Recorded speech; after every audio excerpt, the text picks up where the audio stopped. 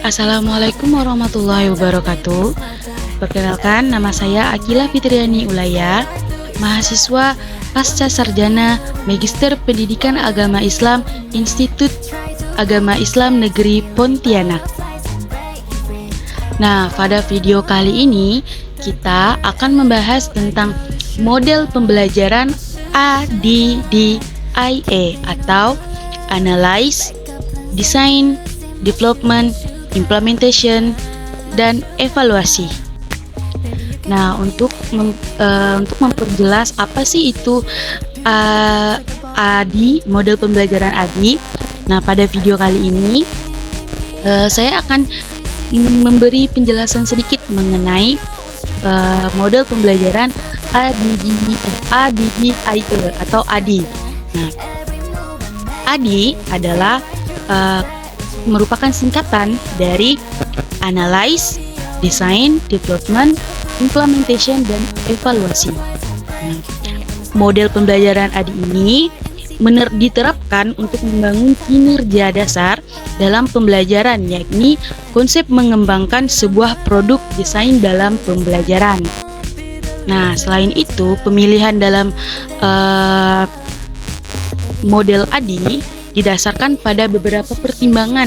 Nah, yang pertama itu model ADI merupakan model pembelajaran generik yang menyediakan sebuah proses terorganisasi dalam pembangunan bahan-bahan pembelajaran yang dapat digunakan baik dalam pembelajaran tatap muka ataupun pembelajaran online. Nah, yang kedua, model ADI dapat menggunakan pendekatan dengan langkah-langkah sistematis dan interaktif. Nah, lalu yang ketiga, model ADI dapat digunakan untuk mengembangkan bahan pembelajaran pada ranah verbal. Nah, yang keempat, model ADI memberikan kesempatan bagi pengembang desain pembelajaran untuk bekerja sama dengan para ahli materi, media, dan desain pembelajaran sehingga menghasilkan produk yang berkualitas. Nah, setelah beberapa pertimbangan dari pemilihan model ADI tadi, nah kita akan mengupas lebih dalam. Nah, apa sih ADI? Awal mula munculnya model ADI ini kapan? Nah, berikut PowerPoint-nya. Nah, kawan-kawan bisa lihat PowerPoint di samping. Nah, yang sudah muncul. Nah, model ADI ini merupakan salah satu model pembelajaran tertua. Nah, sudah lama lah ibaratnya. Nah, model ADI ini pertama kali diambil dalam konsep desain pembelajaran untuk teori yang digunakan di Angkatan Darat Amerika Serikat. Nah, model desain pembelajaran teori ini dikembangkan pada tahun 1975. Nah, lalu sekitar pertengahan tahun 1980-an, nah, lalu para ahli, para ilmuwan itu mengembangkan model ADI ini untuk ranah pendidikan. Nah, makanya di sini disebutkan bahwa model ADI telah lama menjadi model desain pembelajaran tradisional yang digunakan dalam pengajaran yang sistematis. Nah, kebanyakan desain muncul darinya ini adalah pendekatan linier dalam 5 fase. Nah, dari pengertian ADI tadi, kepanjangannya ada 5 fase tadi, ada analisis, desain, pengembangan, implementasi, dan evaluasi. Nah, di mana setelah selesai dalam satu fase ke fase berikutnya hingga seterusnya. Nah, begitu, itu model ADI, dia memiliki fase. Nah, untuk memperjelas gimana sih model ADI, nah, jadi di sini ke next PowerPoint selanjutnya itu ada fase dari ADI-nya. Nah, ini mungkin kawan-kawan boleh lihat secara jelasnya. Di situ ada model lingkaran. Nah, ada analyze, design, development, implementation, hingga evaluasi. Nah, untuk lebih memperjelas dari kelima fase tersebut, fase dari ADDI ada analyze, design, development, implementasi, dan evaluasi. saya akan mengupas lebih lebih rinci agar mudah dipahami. Nah, dari kelima fase tersebut. Oke, pada tahap yang pertama itu ada tahap analyze.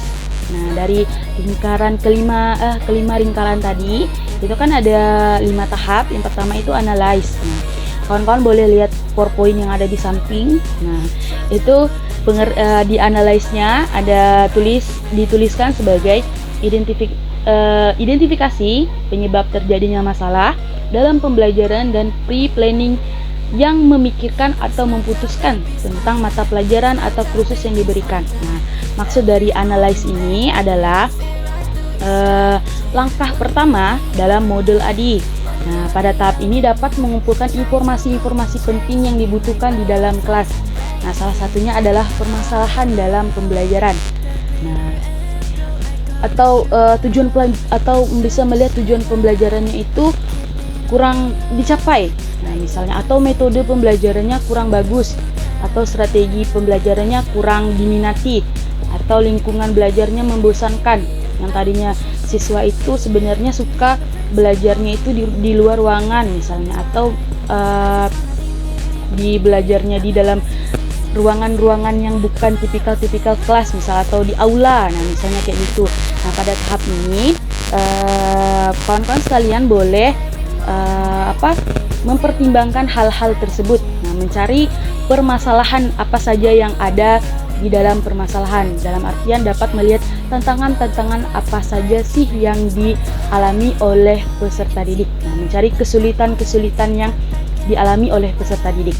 Nah, next selanjutnya itu ada desain. Nah, kawan-kawan juga boleh melihat PPT di sebelahnya. Itu desain itu di sini dituliskan verifikasi hasil atau presentasi yang diinginkan, atau tujuan pembelajaran yang menentukan metode atau strategi yang diterapkan. Nah, tadi kan saya sudah mengutarakan bahwa dalam proses analisis di situ kita ngelihat bahwa ada permasalahan apa di dalam belajar anak-anak, misalkan apa sih tantangan yang dialami. Nah, tadi kan boleh saja metodenya nggak disukai anak-anak, strateginya nggak berfungsi lah ibaratnya di dalam kelas, lingkungan belajar anak-anak. Nah, dalam desain ini kita dapat mengganti metode tersebut. Nah, memilih strategi apa yang dipakai. Nah, bisa mengganti silabusnya diganti atau RPP-nya diganti. Nah, dalam desain ini kita memilih, oh ini metode yang cocok, oh strategi ini yang cocok, atau medianya yang tadinya medianya itu cuman media kayak alat peraga dan lain sebagainya. Oh, itu hanya membuat siswa bosan misalkan, atau siswa tuh lebih suka yang kayak teknologi. Nah, dalam desain ini kawan-kawan sekalian boleh menggunakannya, kesempatannya digunakan untuk memilih metode strategi media apa yang akan dipakai, serta lingkungan belajar apa yang akan dipilih dalam melangsungkan kegiatan belajar berikutnya. Nah, lalu ada tujuan pembelajaran tadi. Karena tujuan pelajaran itu juga dipilih di sini.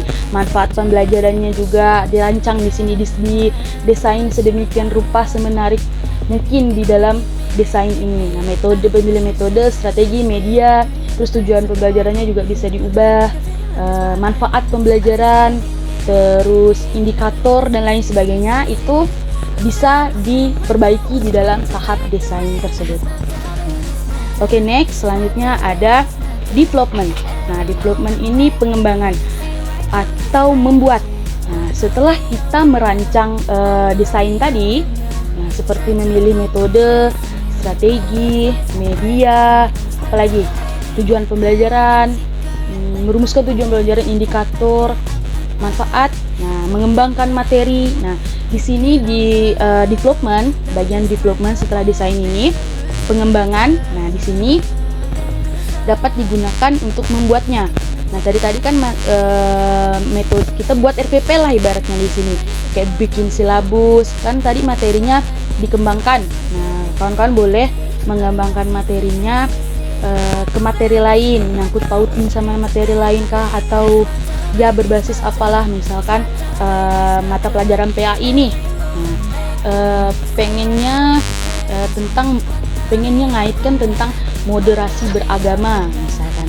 Itu kan moderasi beragama kan banyak jenis, ada yang memasukkan kearifan lokal dan lain sebagainya ke dalam proses pembelajaran. Nah, itu boleh di materi pembelajaran. Nah, itu dimasukkan, dikembangkan di dalam desain pembelajaran tersebut, di dalam pengembangan pembelajaran tersebut. Jadi semua yang kita pilih tadi didesain, nah itu dirancang di dalam development atau pengembangan. Nah, intinya di dalam tahap pengembangan atau development ini itu melibatkan pembuatan materi pembelajaran. Nah, berdasarkan tadi kan materi yang dikembangkan, kayak pengen masukin moderasi beragama ke dalam pelajaran, misalnya begitu. Itu dapat juga mencakup seperti modul, nah tadi FPP modul, atau pengen di dalam kelas itu pengen bikin PPT atau menampilkan PowerPoint misalkan. Nah, di sini kawan-kawan sekalian dapat membuat presentasinya. Nah, presentasinya itu diusahakan bikinnya semenarik mungkin dari media pembelajaran yang kemarin. Nah, kayak seperti bahan bacaan kan, buku itu nggak selalu buku yang ada di buku LKS lah biasanya dipakaikan, itu nggak selalu tidak hanya menggunakan buku itu saja. Kawan-kawan boleh menyediakan bahan bacaan tadi, mungkin boleh di-share melalui link seperti bergabung di dalam classroom atau grup WA. Nah, itu boleh di-share. Lalu merevisi materi pembelajaran. Nah, tadi kan bahan bacaan materi pembelajaran itu boleh direvisi di bagian pengembangan atau development.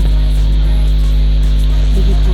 Intinya dia itu sambungan dari desain setelah memilih metode, strategi, materi, tujuan belajar dan lain sebagainya itu. Setelah dipilih di desain tadi, lalu dikembangkan di development, di tahap development ini. Oke, langsung next. Nah, PPT selanjutnya itu poin pembahasan selanjutnya itu ada implementasi. Kawan tidak asing dengan sebutan implementasi. Apa sih implementasi? Implementasi yang keempat ini, di situ kawan-kawan boleh lihat poinnya. Itu persiapan lingkungan belajar atau pelaksanaan belajar dengan melibatkan siswa. Nah, pada tahap implementasi tadi ini kan kita sudah melewati proses analisis, desain, apalagi tadi development. Nah, jadi sudah melakukan 3 tahapan tersebut. Nah, dari melihat apa yang ada permasalahannya, lalu memilih metode, mendesainnya, lalu membuat. Nah, kali ini adalah mengimplementasikan.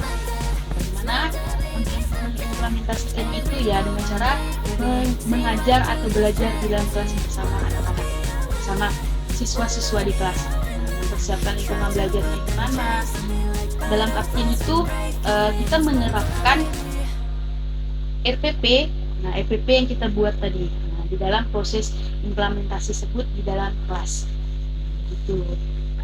Lalu tahap yang kelima itu ada tahap yang terakhir. Itu ada evaluasi. Pada tahap evaluasi ini, nah, kawan-kawan boleh lihat ke poin selanjutnya, itu menilai kualitas produk dan proses pembelajaran. Pada tahap ini adalah program pembelajaran tadi dievaluasi. Nah, untuk menilai keefektivitasannya dalam mencapai tujuan pembelajaran. Evaluasi dapat dilakukan secara formatif selama proses pengembangan, serta secara summatif dalam proses pembelajaran setelah selesai diimplementasikan. Hasil evaluasi yang digunakan untuk melakukan perbaikan dan pengembangan lebih lanjut pada program pembelajaran di masa depan. Nah, pada tahap evaluasi ini intinya itu baik dari siswanya. Kan tadi siswa udah dikasih materi dan lain sebagainya, udah dikembangkan lewat metode, strategi, media yang berbeda. Nah itu anak-anak siswa-siswa itu dikasih, peserta didik itu dikasih soal dan lain sebagainya, itu kayak soal pilihan ganda, esai. Nah itu tahap evaluasi untuk anak-anaknya. Nah, kalau untuk gurunya apa? Nah tahap evaluasi untuk gurunya itu melihat kesuksesan dari pembelajaran tersebut. Tadi kan udah dijelaskan kan, dan hasil evaluasi digunakan untuk perbaikan lagi. Nah mungkin dengan metode ini anak-anak sudah mulai baik, mungkin akan dikembangkan lagi 2 kali lipat lebih bagus dari ini, supaya anak-anak siswa di dalam kelas itu lebih semangat belajarnya dan juga dapat dijadikan sebagai program lanjutan. Mungkin bisa diterapkan di kelas-kelas lain. Ini untuk proses evaluasi. Nah, mungkin sekiranya hanya itu yang bisa dapat saya sampaikan. Akhir kata, wabillahi taufiq walhidayah. Wassalamualaikum warahmatullahi wabarakatuh.